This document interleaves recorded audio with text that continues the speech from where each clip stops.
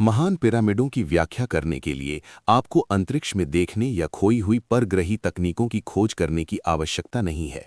जवाब तारों में नहीं है, वे यहीं दबे हुए हैं, लाखों वर्ग मील की बंजर झुलसा देने वाली रेत के नीचे। ये नक्शा उत्तरी अफ्रीका को लगभग 8000 साल पहले के अफ्रीकी आर्द्रकाल के दौरान दिखाता है। उस समय सहारा रेगिस्तान नहीं था, ये एक विशाल जीवंत सवाना था जो गहरी झीलों, विशाल जंगलों और पारिस्थितिकी तंत्र के साथ सामंजस्य में रहने वाली खानाबदोश जनजातियों से भरा हुआ था। फिर पृथ्वी की धुरी कुछ डिग्री झुक गई।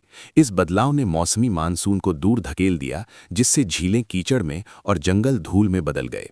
खानाबदोश जनजातियां बढ़ते हुए बंजर भूमि से भाग गईं, पीछे हटते पानी का पीछा करते हुए पूर्व की ओर एकमात्र बचे हुए स्रोत की ओर चल पड़ीं। इस जलवायु परिवर्तन ने उत्प्रेरक का काम किया।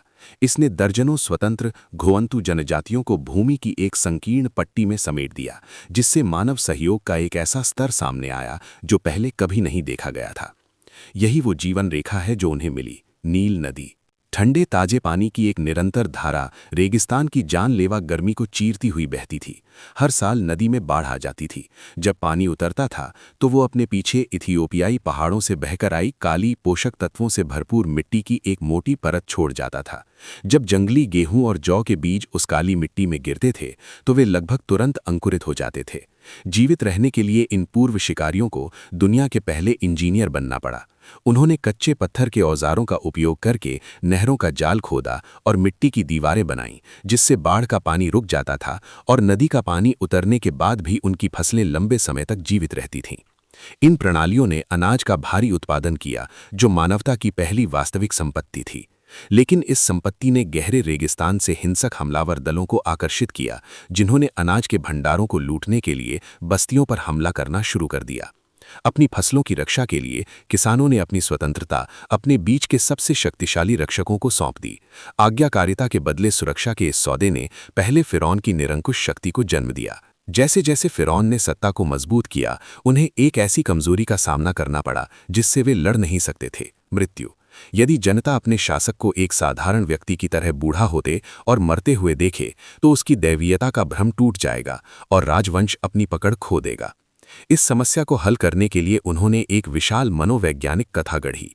उन्होंने जनता को विश्वास दिलाया कि फिरौन की मृत्यु नहीं हुई, बल्कि वो सूर्य देव के साथ मिल गए ताकि संसार का प्राकृतिक संतुलन बना रहे। यदि राजा के शरीर को संरक्षित नहीं किया जाता तो सूर्य का उदय रुक जाता और नील नदी सूख जाती। संरक्षण की इस अत्यावश्यक आवश्यकता ने ममीकरण को जन्म दिया। पुजारियों ने आंतरिक अंगों को निकालकर मांस को 40 दिनों तक नमक से सुखाया, फिर रेजिन लगाकर शरीर को सैकड़ों गज लिनन में लपेटा ताकि भौतिक शरीर हमेशा के लिए सुरक्षित रहे। हालांकि ये ममियां अभी भी असुरक्षित थीं। शुरुआती मिट्टी की ईंटों से बनी कब्रें, जिन्हें मस्तबा कहा जाता था, रेगिस्तान की तेज हवाओं से आसानी से नष्ट हो जाती थीं और कब्र लुटेरे नर्म छतों को तोड़कर शाही खजाने चुरा लेते थे। उनके भौतिक शरीरों के सड़ने या चोरी होने के भय ने वास्तुकला में बदलाव को आवश्यक बना दिया। उन्हें अभेद्य पत्थर के किलों की आवश्यकता थी जो समय और मानवीय लालच दोनों का सामना कर सकें। ये सीढ़ीदार पिरामिड है जो पहली बड़ी सफलता थी। इंजीनियर इम्होटेप ने 6 पत्थर के चबूतरे एक के ऊपर एक रखकर पहला कृत्रिम पर्वत बनाया, लेकिन पूर्णता का रास्ता असफलताओं से भरा था। ये झुका हुआ पिरामिड है। इंजीनियरों ने गणना में गलती की और जैसे जैसे वजन बढ़ता गया, आंतरिक कक्षों में दरारें पड़ने लगीं, जिससे उन्हें निर्माण के बीच में ही ढलान को बदलना पड़ा। इस गणितीय त्रुटि से सबक लेते हुए उन्होंने अंततः लाल पिरामिड की एकदम चिकनी सतह वाली ज्यामिति प्राप्त की, जो आगे आने वाली हर चीज का खाका बन गई। इसका समापन गीजा में हुआ। फारोन कुफू ने विशाल पिरामिड का निर्माण करवाया, जो 481 फीट ऊंचा है। इसे पूरा करने में 23 लाख पत्थरों का इस्तेमाल हुआ, जिन्हें लोहे के औजारों या पहिए के इस्तेमाल के बिना ही स्थानांतरित किया गया। 50 टन के पत्थरों को स्थानांतरित करने के लिए श्रमिकों ने नील नदी के बाढ़ के पानी का उपयोग करके पत्थरों को निर्माण स्थल के पास बहाया। जमीन पर पहुंचने के बाद उन्होंने उन्हें लकड़ी की स्लेज पर घसीटा। रेत पर पानी डालकर घर्षण कम करने से वे मानव मांसपेशियों की शक्ति से इस विशाल भार को आगे खिसका सकते थे। ग्रेट पिरामिड कोई अलौकिक तकनीक का रहस्य नहीं है। ये मानव रसद की और इंजीनियरिंग की विफलताओं से सीखने की शक्ति का सर्वोत्कृष्ट मोनार्क है। लेकिन पिरामिडों में एक घातक खामी थी। उनका विशाल आकार एक विशाल विज्ञापन बोर्ड की तरह था, जो प्राचीन दुनिया के हर लुटेरे को अकल्पनीय धन का प्रचार करता था। सभी प्रमुख पिरामिडों को लूटे जाने के बाद के शासक इस सुनसान घाटी, राजाओं की घाटी में शरण लेने चले गए। यहां उन्होंने अपनी कब्रें जमीन के नीचे गहराई में बनाई, इस उम्मीद में कि चट्टानों की खामोशी उनकी रक्षा करेगी। ये तकनीक 3000 त्रिपालियों तक कारगर रही। 1922 में पुरातत्वविद हॉवर्ड कार्टर ने अंततः रेगिस्तान के मलबे के नीचे छिपे हुए एक अछूते सीलबंद दरवाजे की खोज की। अंदर उन्हें सोने के रथों और सिंहासनों सहित हजारों वस्तुएं मिली। केंद्र में राजा तुतनखामेन की ममी थी, जो 22 पाउंड ठोस सोने से बने इस मृत्यु मुखौटे से सुरक्षित थी।